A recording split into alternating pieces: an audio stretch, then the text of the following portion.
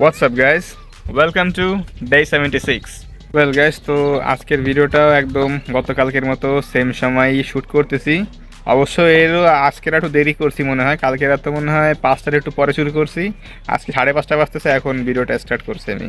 আর কারণটাও হয়তো আমাকে রিপিট করতে হবে না, আমি অলরেডি বলে দিছি যে আমার কিসের জন্য এত ব্যস্ততা, এত কাজ বাজ। ঠিক আছে, গতকালকের মতো আজকেরাও সকাল থেকে আসরের টাইম পর্যন্ত, আসরের ওয়াক্ত পর্যন্ত একটানা ব্যস্ততা ছিল, কাজ বাজ ছিল।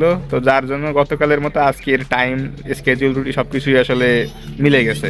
বিলিভ মি, এই 4-5 দিন ধরে এই একটানা এই সেম কাজ করতে করতে বুঝছো, মানে শরীরের মধ্যে পুরো ক্লান্তি চলে আসছে।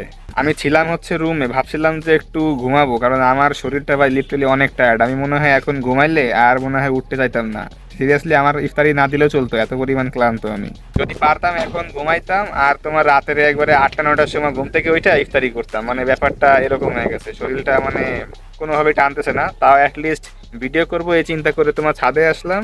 তবে গাইজ, আশা করা যায় যে এখন কাজের চাপটা একটু কমছে, কারণ 4-5 দিন ধরে একটানা বেশ কিছু কাজ বাজ করতেছি সকাল থেকে, মনে করো যে দুপুর গড়ায় বিকালও হয়ে যায়। ঠিক আছে, তো যার জন্য হয়তো কাজের চাপটা কম্পারেটিভলি একটু কমে আসবে, একটু হইলেও কমে আসবে। তাছাড়া এখন তোমার আব্বু আসতেছে, আব্বু যখন তোমার বাড়ি থাকে ওই সময় বেশ কিছু কাজ বাজে আব্বু হেল্প করে, তো একটু হইলেও সুবিধা আমার হবে।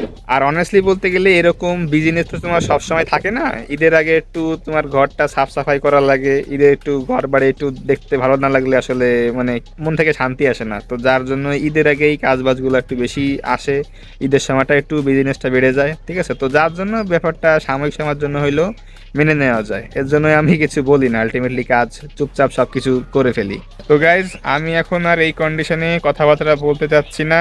যা কথাবার্তা হবে ইনশাল্লাহ রাত্রেই কথাবার্তা বলবো, যদি আল্লাহ তাল্লাহ বাঁচায় রাখে সেই পর্যন্ত। তো ভিডিওটা তোমরা এনজয় করো, আর দেখা হচ্ছে একবারে রাত্রে। ওকে, হোয়াটসঅ্যাপ গাইজ, আবারও ফিরে আসলাম তোমাদের মাঝে। তো রাইট নাও তোমার বাজতেছে 11:30। যদিও আজকেরা চাইছিলাম একটু আগে ভিডিওটা শ্যুট করতে, বাট বিভিন্ন কাজ বাজে, বিভিন্ন ঝামেলার জন্য আর মানে দেরি হয়ে গেল আসতে আসতে। গাইজ, আমার তো মনে করো যে এখন নিজের কাজ বাজ তো কোনো মতে মানে করা পসিবলই হচ্ছে না। তোমাদের তো আমি বলছি, ঠিক আছে, তো এইসব বিষয়ে তো আর কোনো এজন্য আপডেটও দিতে পারতেছি না যে আমি রেগুলার কি কাজ বাজ করতেছি, কি হচ্ছে কি না হচ্ছে। আগে তো তাও বলতাম যে স্ক্রিপ্ট লিখতেছি, ভিডিও শুটে আমরা যাব, এই সেই কাজ বাজ করবো, সমস্ত কিছু বিজনেস জিনিস নিয়ে আলোচনা হতো। বাট রাইট নাও বললাম না যে নিজের কাজ বাজ তোমার মানে করার টাইম পাচ্ছি না, তো যার জন্য কিন্তু সেই কথাবার্তাগুলো কিন্তু আমি আর বলতে পারতেছি না, কোনো আপডেট এইসব বিষয়ে তোমাদেরকে আমি মানে দিতে পারতেছি না। তো এখন আর কি করার, যেহেতু ঈদের আর 2 থেকে 3 দিন বাকি আছে, তো এই কয়দিন একটু সহ্য করি, তারপরে তো মনে করো যে আবার সেই একটা কাজের ফ্লো চলে আসবে, এইসব মানে দুনিয়াবি কাজ বাজার থাকবে না। তো ওই সময় ইনশাল্লাহ আমরা আবার ব্যাক করব। তার আগে যদি সময় পাই তাহলে ইনশাল্লাহ আমি আমার কাজ করবো। বাট যে এমন না যে ফাঁকা সময় পাচ্ছি একদম ঘুমায় ঘুমায় কাটাচ্ছি, ব্যাপারটা তা না। আমি যদি সময় পাই, স্পেস পাই, অবভিয়াসলি সেখানে আমার কাজ আমি করব। তো তার আপডেট তোমাদেরকে আমি অবশ্যই জানাবো। তো রাইট নাও আসো আজকের আমরা বিজনেস নিয়ে আরেকটা ইনফরমেটিভ ডিসকাশন করি, যেটা তোমাদেরকে খুবই হেল্প করবে। আর এটা স্পেশালি আমি আমার বিজনেস জার্নিতে বেশ ভালো মতোই উপলব্ধি করতে পারছি এবং শিখতে পারছি, বুঝতে পারছি। তো আজকের আমরা বিজনেসের একটা অতীব গুরুত্বপূর্ণ বিষয় নিয়ে একটা প্রাইমারি বা সাময়িক সময়ের জন্য আলোচনা করব। বেশি গভীরে ঢুকবো না, কারণ বেশি গভীরে ঢুকতে গেলে ভিডিও হয়ে যাবে কয়েক ঘন্টা। ঠিক আছে, তো আমি যেটা পারি স্বল্প সময়ের মধ্যে এটা হালকা পাতলা একটা আইডিয়া তোমাদেরকে দেওয়ার চেষ্টা করব। তো এই বিষয়টা হচ্ছে তোমার মার্কেটিং, যেটা বিজনেসের বলা যায় এক প্রকার হৃদস্পন্দন। হৃদস্পন্দন বন্ধ হয়ে গেলে যেমন তোমার শরীর বাঁচে না, তেমনি মার্কেটিং বন্ধ হয়ে গেলে তোমার বিজনেসও বাঁচে না, সার্ভাইভ করতে পারে না, একদম ধ্বংস হয়ে যায়। দেখো, 2026 সালের মতো একটা আধুনিক সময় এসে যারা চিন্তা করতেছে যে আমার তো প্রোডাক্ট কোয়ালিটি ভালো, আমার তো সার্ভিস কোয়ালিটি অনেক ভালো, অনেক হাই, ঠিক আছে, মানে কোয়ালিটিফুল একটা জিনিস আমি প্রোভাইড করতেছি, আমার ম্যানেজমেন্ট ভালো, আমার আমার ভাইব ভালো, আমার অ্যাম্বিয়েন্স সব কিছু আমার ভালো, তো সেই ক্ষেত্রে আমাকে আবার মার্কেটিংয়ে কেন ইনভেস্ট করতে হবে, কেন আমাকে মার্কেটিংয়ে আবার বেশি নজর দেওয়া লাগবে? কাস্টমার তো আমার এমনি দেখে দেখে আমার দিকে আসবে। এইসব আদিকালের মাইন্ডসেট নিয়ে যে সমস্ত ফাউন্ডাররা আজকের দিনে চলতেছে, তোমাদেরকে আমি বলবো যে এইসব 2010-15 সালের এইসব মাইন্ডসেট, এইসব চিন্তা ভাবনা থেকে সরে আসলেই তোমরা তোমাদের বিজনেসকে সার্ভাইভ করাইতে পারবা।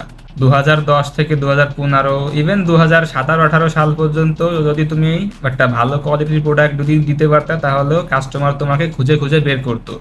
বাট বর্তমান সময়ে এসে কাস্টমারের সেই সময় নাই যে তোমাকে সে খুঁজে বের করবে। তোমাকে কাস্টমারের সামনে আরো রিচ করতে হবে নিজেকে, কারণ এখন যে সবার আগে তার প্রোডাক্ট কাস্টমারের সামনে প্রেজেন্ট করতে পারে ভালোভাবে, সেই হচ্ছে এখনকার উইনার। ঠিক আছে, ওই আদিকালের সিস্টেম এখন আর চলে না। আর এই জিনিসটা আরো বেশি কঠিন হয়ে গেছে 2020 সালের পরে এসে, বিশেষ করে 2021 সালের পরে এসে অনলাইন মার্কেটটা যেভাবে তোমার আসলে ইনক্রিজ হয়েছে। মানুষ আসলে সবকিছু অনলাইনে দেখতে পছন্দ করে। মানুষ আগের মতো ওরকম মানে হেঁটে যে বাজারে খুঁটিয়ে খুঁটিয়ে মানে দেখার পরিমাণ খুব কমে গেছে। খুব কম মানুষই আছে যারা আসলে এখন মানে অনেক জায়গায় যে যে প্রোডাক্ট দেখে কম্পারিজন করে। ঠিক আছে, এরকম খুবই কম। বেশিরভাগ লোকজন এখন ফোনে চায় সব কিছু যেন তার সামনেই চলে আসে, সেখান থেকে এসে অর্ডার করুক, এইসব করুক। বা একটা জিনিস ফোনে দেখে পছন্দ করলে সেইখানকার ঠিকানা নিয়ে হয়তো সে ফিজিক্যালি যেয়ে সেই জিনিসটা কিনে আনতে পারে সর্বোচ্চ। বাট এর বাইরে মানে কেউ চায় না তোমাকে ওইভাবে খুঁজে নিয়ে আসতে।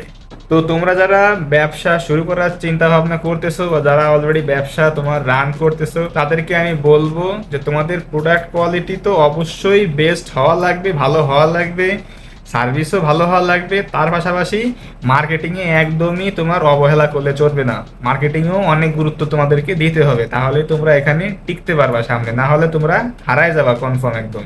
সব থেকে ভালো রেসপন্স তুমি তখনই পাবা যখন তোমার প্রোডাক্টটা হবে কোয়ালিটিফুল, সেই সাথে ইউনিক ডিজাইন যেটা মার্কেটে অন্য কেউ কাস্টমারকে প্রোভাইড করতেছে না। তারপরে তোমার ভালো সার্ভিস কোয়ালিটি, তারপরে হচ্ছে তোমার স্ট্রং মার্কেটিং। এই কয়টা জিনিস যখন তোমার ভালো মতো ওয়েল মেনটেইন থাকবে, তখন তুমি একটা ভালো পরিমাণ রেসপন্স পাওয়া শুরু করবা। এই দেখো, আমি কিন্তু বলতেছি যে সামনে কিন্তু আমি আমাদের এখন বর্তমানে যে প্রোডাক্ট আছে এই প্রোডাক্ট কিন্তু আমি ইন ফিউচারে বেচবো না, বিক্রি করবো না। আমার প্রোডাক্টে সবসময় প্রিমিয়াম লাইনে আমি অ্যাড করব। আমার প্রোডাক্ট তোমার হবে প্রিমিয়াম, নট অ্যাফোর্ডেবল বা সবার জন্য কিন্তু হবে না। তাছাড়া আমি unique design, unique story telling সব কিছুই আমার হবে একদম টপ নচ, যেটা মানুষ ইজিলি চোখে লাগে, নোটিস করতে পারে যে না এটা আসলে ইউনিক, মার্কেটে এটা আসলে খুঁজে পাওয়া যায় না।